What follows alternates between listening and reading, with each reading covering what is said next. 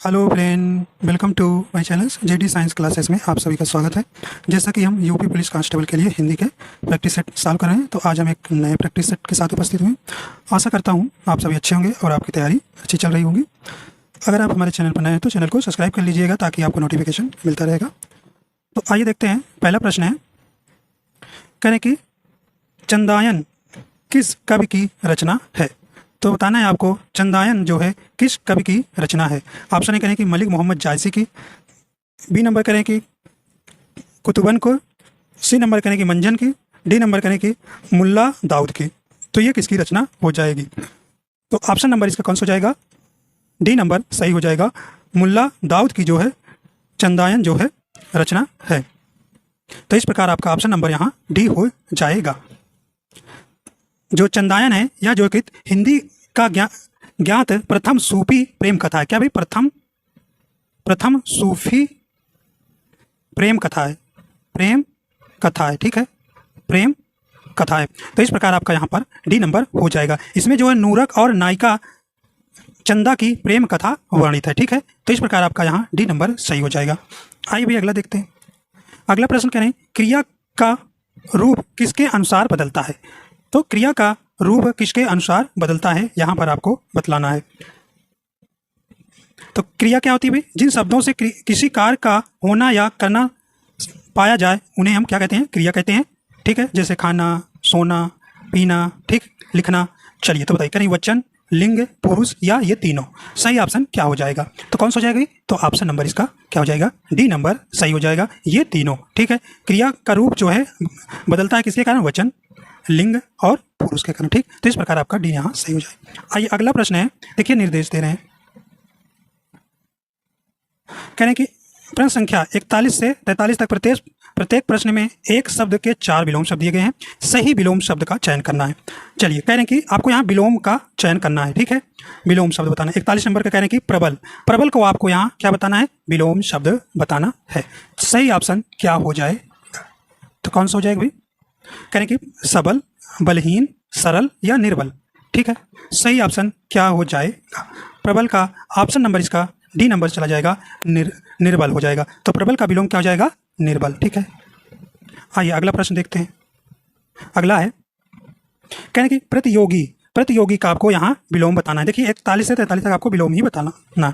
करें प्रतियोगी, चलिए प्रतियोगी का आपको विलोम बताना है। ऑप्शन करें प्रतिभागी होगा, योगी होगा या सहयोगी होगा या भागी होगा। सही ऑप्शन कौन सा हो जाएगा, तो 42 का कौन सा हो जाएगा भाई, तो ऑप्शन नंबर इसका सी नंबर सही हो जाएगा। प्रतियोगी का विलोम क्या हो जाएगा, सहयोगी हो जाएगा। आइए अगला देखते हैं। कह रहे हैं कि समष्टि, समष्टि को आपको यहाँ पर क्या बतलाना है भाई, विलोम शब्द बतलाना है। समष्टि का कह रहे हैं कि प्रकृति होगा, प्रविष्टि होगा, व्यष्टि होगा या निवृत्ति होगा। सही ऑप्शन क्या हो जाएगा, तो समष्टि का विलोम क्या हो जाएगा, ऑप्शन नंबर कौन सा हो जाएगा, सी नंबर सही हो जाएगा। व्यष्टि जो है समष्टि का विलोम हो जाएगा। आइए अगला प्रश्न देखते हैं। अगला प्रश्न कह रहे हैं कि प्रश्न संख्या 44 से 45 तक आपको करना है। निम्नलिखित प्रश्नों में देखिए अशुद्ध, अशुद्ध वर्तनी का विकल्प आपको कौन सा है, इसमें आपको बतलाना है। चलिए तो इसमें अशुद्ध शब्द छाटिए। करें कि आगामी, देखिए करें कि कवियत्री या कार्यक्रम या गोपनीय। तो बताइए कौन सा इसमें अशुद्ध शब्द है, तो कौन सा हो जाएगा भैया अशुद्ध, आपका ऑप्शन नंबर बी हो जाएगा। देखिए कवियत्री नहीं होता, कवियत्री होता है। तो ये प्रश्न में बहुत बार पूछा गया है, तो ये आपके इंपॉर्टेंस हो जाता है, ठीक है। तो देखिए कवियत्री कैसे आप शुद्ध कैसे लिखेंगे, कवियत्री, ठीक है। तो आपका ऑप्शन नंबर यहाँ पे बी वाले में अशुद्धि है, ठीक है। चलिए अगला देखते हैं। अगला है, इसमें भी आपको अशुद्धि बताना है। करें अंत्याक्षरी या पूज्य, प्रशंसा या ईर्ष्या। तो सही ऑप्शन बताइए कौन सा इसमें अशुद्ध है, तो कौन सा भी अशुद्ध है, तो आपका ऑप्शन नंबर कौन सा हो जाएगा, डी नंबर हो जाएगा। तो डी नंबर ईर्ष्या आपका क्या है, अशुद्ध है। ईर्ष्या आपका कैसे सही लिखते हैं, ठीक है, तो ये आपका हो जाएगा, ठीक है। तो ये आधा सा ईर्ष्या, ठीक है। तो इस प्रकार आपका सही हो जाएगा। चलिए अगला देखते हैं। अगला देखिए,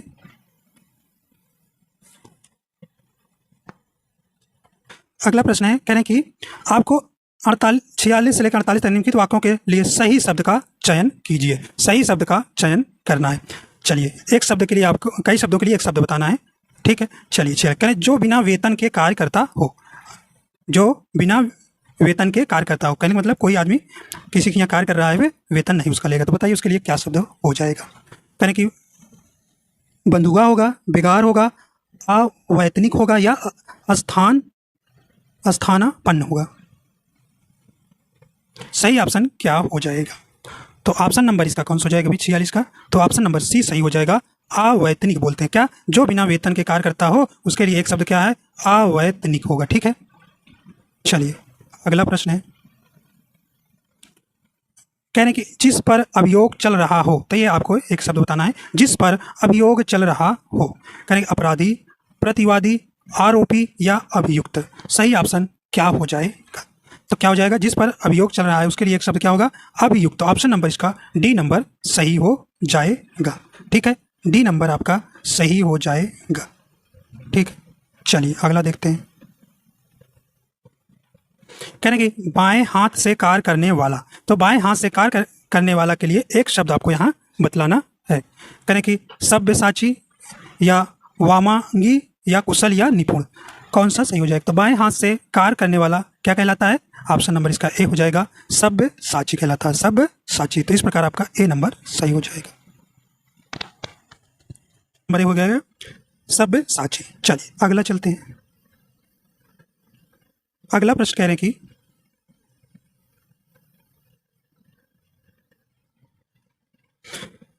प्रश्न संख्या कहने की 49 से लेकर 51 तक निम्नलिखित प्रश्नों में से 4 विकल्प दिए गए, इनमें से तद्भव शब्द हैं। आपको तद्भव शब्द का चयन करना है। ठीक, चलिए तो 49 से लेकर 51 तक शब्दों में आपको तद्भव शब्द चुनना है। ठीक है, जो संस्कृत से आए हुए हैं और हिंदी में प्रयोग किए जाते हैं तो उन्हें हम तद्भव कहते हैं। चलिए पहला ए ऑप्शन वरिष्ठ, रीठा, रिक्त या ईर्ष्या। सही ऑप्शन क्या हो जाएगा? तो आपको तद्भव यहाँ बताना है। तो ऑप्शन नंबर यहाँ पर बी नंबर सही हो जाएगा। रीठा जो है आपका क्या शब्द है अभी? ये आपका तद्भव शब्द हो जाएगा। तो रीठा एक प्रकार का क्या है? पेड़ होता है। ठीक है, तो इसका आपको इसका तत्सम क्या हो जाएगा? अरिष्ट हो जाएगा। क्या हो जाएगा? अरिष्ट है। ठीक है, तो इस प्रकार आपका बी नंबर यहाँ सही हो जाएगा। चलिए अगला देखते हैं।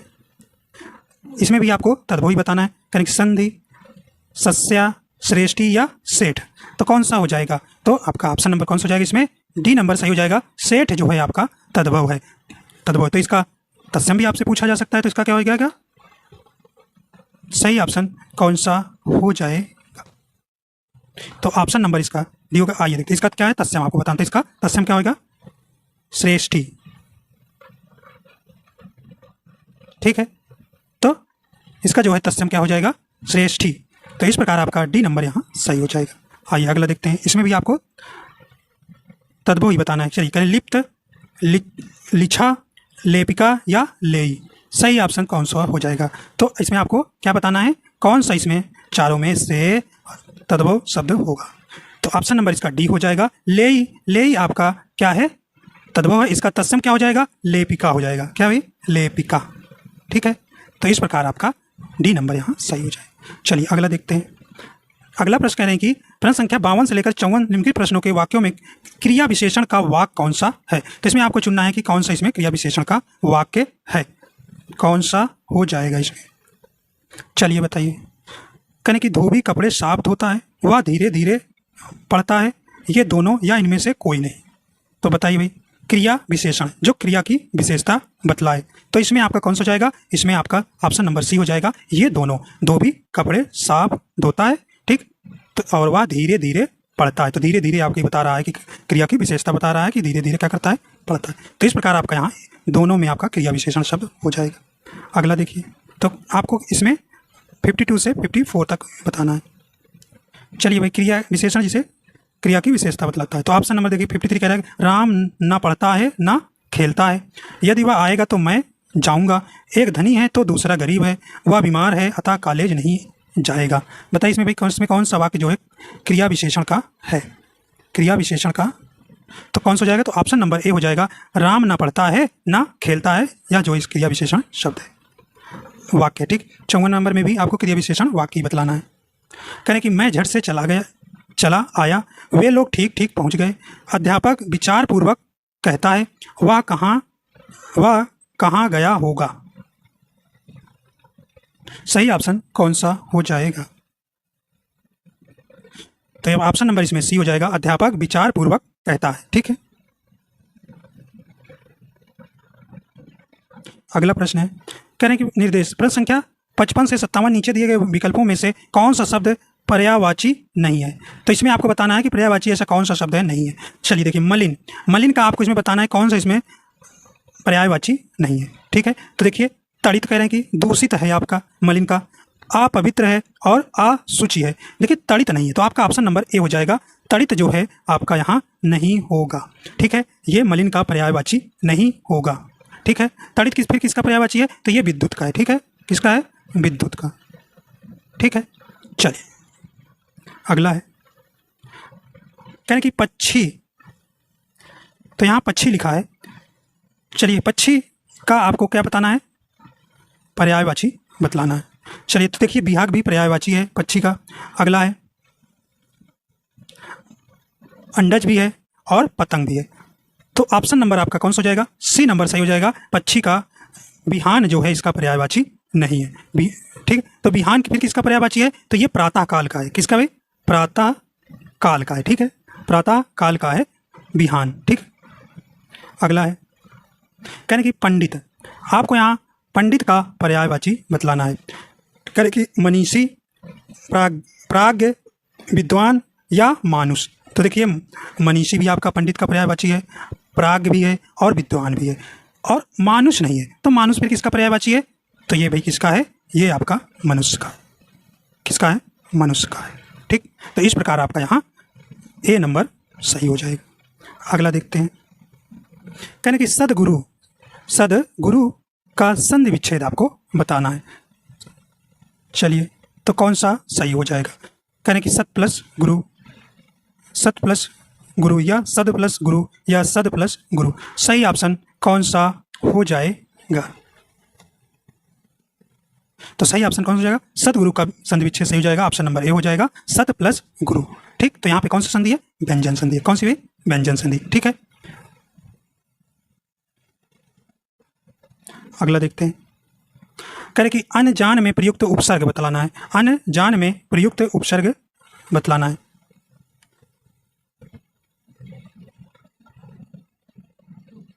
तो उपसर्ग आप जानते हैं किसी मूल शब्द के पहले जुड़ता है। तो अनजान में उपसर्ग आपका कौन सा हो जाएगा? तो कौन सा हो जाएगा? ऑप्शन नंबर बी हो जाएगा, अन उपसर्ग। तो अन प्लस जान। ठीक है, जान आपका मूल शब्द हो गया, अन आपका उपसर्ग हो गया, तो आपका बी सही हो गया। चलिए अगला देखते हैं, कहने कि गजेड़ी में प्रयुक्त प्रत्यय कौन सा है? तो गज प्लस एड़ी। तो सही ऑप्शन क्या हो जाए?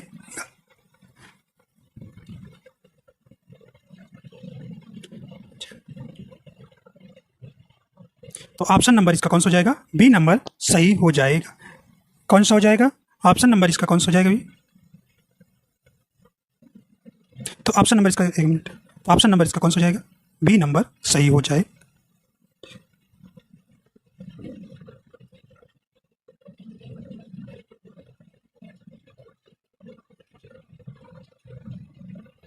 आइए अगला देखते हैं, कह गांठ बांधना मुहावरे का अर्थ है।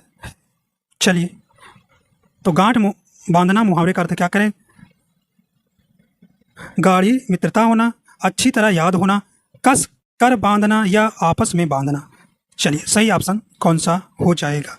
तो ऑप्शन नंबर इसका बी हो जाएगा, अच्छी तरह याद होना। ठीक, तो गांठ बांधना, कहना गांठ बांध के सुन लो। ठीक, तो अच्छी तरह से याद होना, तो आपका ऑप्शन नंबर बी हो जाएगा।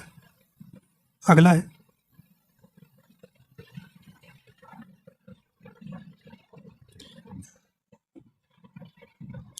अगला प्रश्न कह रहे हैं कि संगम में प्रयुक्त उपसर्ग बतलाना है। संगम में, तो ये कई बार आया प्रश्न, बताइए संगम में कौन सा उपसर्ग है?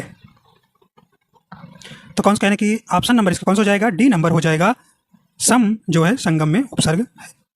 अगला है, कहने की युधिष्ठिर में कौन सा समास है? कौन सा समास? चलिए कहने की युद्ध में स्थल, तो बताइए भाई कौन सा समास करें, बहुब्रीहि समास, तत्पुरुष समास, कर्मधारय समास, अव्ययी भाव समास।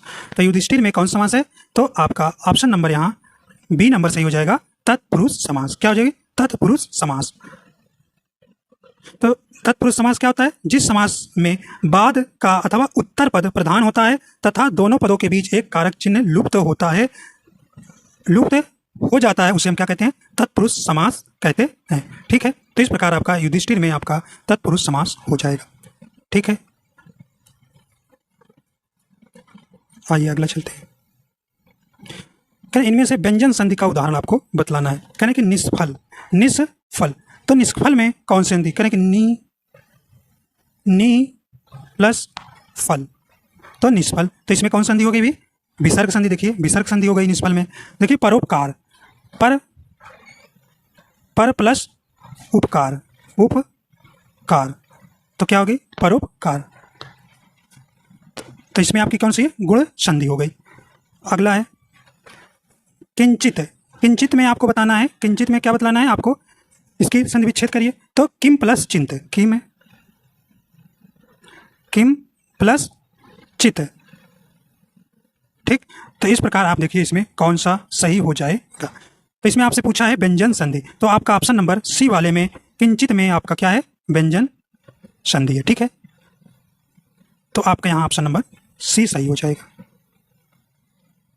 अगला है सूक्ति का सही संधि विच्छेद होगा, सूक्ति का सही संधि विच्छेद होगा, तो कौन सा हो गया, तो ऑप्शन नंबर इसका कौन सा हो जाएगा, तो ऑप्शन नंबर इसका कौन सा हो जाएगा, बी नंबर सही हो जाएगा, बी नंबर सही हो जाएगा। तो इस प्रकार आपका इसमें कौन सी संधि है, दीर्घ स्वर संधि है, दीर्घ स्वर संधि है। अगला है कह रहे कि अन्न जल उठना, अन्न जल उठना का अर्थ है, अन्न जल उठना का अर्थ है, कह रहे कि आर्थिक स्थिति कमजोर होना, किसी से संबंध विच्छेद होना, किसी चीज का अंत होना या प्रस्थान करना। सही ऑप्शन कौन सा हो जाएगा, तो ऑप्शन नंबर इसका डी हो जाएगा, प्रस्थान करना। अन्न जल उठना का अर्थ है प्रस्थान करना। अगला है कह रहे कृष्ण के किस पर्याय में बहुब्रीहि समास है, तो बहुब्रीहि समास क्या होता है, इसमें भाई कोई पद प्रधान नहीं होता या किसी तीसरे पद की ओर संकेत करता है। तो बताइए इसमें कृष्ण के किस पर्यायवाची में इसमें आपका बहुब्रीहि समास है, तो कौन सा हो जाएगा, तो ऑप्शन नंबर बी हो जाएगा, मुरारी। मुरारी में जो है बहुब्रीहि समास हो जाएगा। ठीक है, तो मुरारी का भी संधि विच्छेद करेंगे, तो वह जो मुर मतलब राक्षस का नाम, ठीक, का आर्य माने शत्रु अर्थात कृष्ण। ठीक, तो वह जो मुर के शत्रु अर्थात कृष्ण, तो इस प्रकार आपका बी नंबर सही हो जाएगा। अगला है कहने कि संज्ञा एवं सर्वनाम की विशेषता बताने वाले शब्द को क्या कहते हैं, बताइए। तो क्या कहते हैं, तो ऑप्शन नंबर इसका सी हो जाएगा, उसे क्या कहते हैं, विशेषण कहते हैं। क्या कहते हैं, विशेषण कहते हैं। आइए अगला देखते हैं। करें मोहित नैनीताल से लौटा है, इस वाक्य में भूतकाल का कौन सा भेद है, तो कौन सा हो जाएगा, करें सामान्य भूत, पूर्ण भूत, आसन्न भूत या संदिग्ध भूत। ठीक, तो भूतकाल कितने भेद हैं, 6 भेद है। ठीक है, तो बताइए कौन सा हो जाएगा, तो ऑप्शन नंबर इसका सी हो जाएगा, आसन्न भूतकाल। आइए अगला देखते हैं। इंपॉर्टेंस प्रश्न है, काव्य में कितने रस माने जाते हैं, काव्य में कितने रस माने जाते हैं, कहने की 6, 7, 9, 10, तो कौन सा हो जाएगा, ऑप्शन नंबर सी हो जाएगा, कुल 9 रस माने जाते हैं। ठीक है, तो कौन कौन से हैं, श्रृंगार रस, इनका आपको याद रखना है स्थायी भाव, तो अगर पूछे स्थायी भाव की संख्या कितनी है तो 9 ही आप लगाइएगा। चलिए, श्रृंगार रस का स्थायी भाव क्या होता है, रति होता है। ठीक है, और करुण रस का शोक, वीर रस का उत्साह, हास्य रस का हास, रौद्र रस का क्रोध, और भीभत्स रस का जुगुप्सा। ये इंपॉर्टेंस आपका जुगुप्सा। भयानक रस का भय, अद्भुत रस का आश्चर्य या विस्मय, और शांत रस का निर्वेद। ठीक है, शांत रस का क्या होता है, निर्वेद। तो इस प्रकार आपको इनको याद रखना है। इस प्रकार आपका सी नंबर सही हो जाएगा। चलिए आगे चलते। अब देखिए आपका गद्यांश आ गया 71 से लेकर 75 तक, तो आप इसको पढ़िएगा, हम आंसर आपको बतला देते हैं। चलिए देखिए,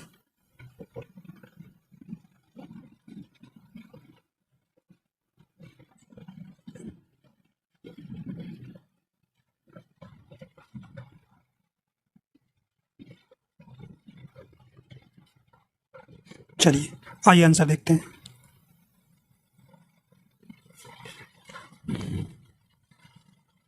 कह रहे हैं कि मनुष्य सात्विक शील की ओर आप ही आप आकर्षित कब होता है? सही ऑप्शन इसका कौन सा हो जाएगा? पहला वाला ही हो जाएगा, जब शील की विभूतियों के अनंत रूपों पर मोहित होता है। ठीक, तो आप पढ़ेंगे तो आपको यहाँ ये मिल जाएगा पहला। आइए अगला देखते हैं। कह रहे हैं कि प्रवृत्ति और निवृत्ति किस पर निर्भर है? तो ये किस पर निर्भर है? तो ऑप्शन नंबर इसका कौन सा हो जाएगा? सी नंबर, अनुभूति पर। ठीक, तो आप ये गद्यांश पढ़ेंगे तो आपको मिलेगा। अगला है, करें मन की दूसरी क्रिया क्या है? मन की दूसरी क्रिया क्या है? सही ऑप्शन इसमें आपको क्या हो जाएगा? डी नंबर हो जाएगा, संकल्प विकल्प। ठीक, अगला है, करें व्यक्ति संबंधहीन सिद्धांत मार्ग मनोरंजनकारी कब लगते हैं? कब लगते हैं? तो इसका ऑप्शन नंबर सी हो जाएगा, जब वे किसी व्यक्ति के जीवन क्रम के रूप में देखे जाते हैं। तो आप नहीं पढ़ेंगे तो आपको मिलेगा आंसर। ठीक है, एक लास्ट है, मानव जीवन के बीच हम किस सौंदर्य का विकास देखना चाहते हैं? तो सही ऑप्शन इसमें आपका बी हो जाएगा, सिद्धांत वाक्यों में निहित बातों का। ठीक, तो इस प्रकार आपके क्वेश्चन पूरा हो जाते हैं। आशा करता हूँ आपको पसंद आए। अगर आप पसंद आए तो हमारे चैनल पर नए हैं तो चैनल को सब्सक्राइब कर लीजिएगा और लाइक एंड शेयर कर दीजिएगा। वीडियो देखने के लिए आपका बहुत बहुत धन्यवाद।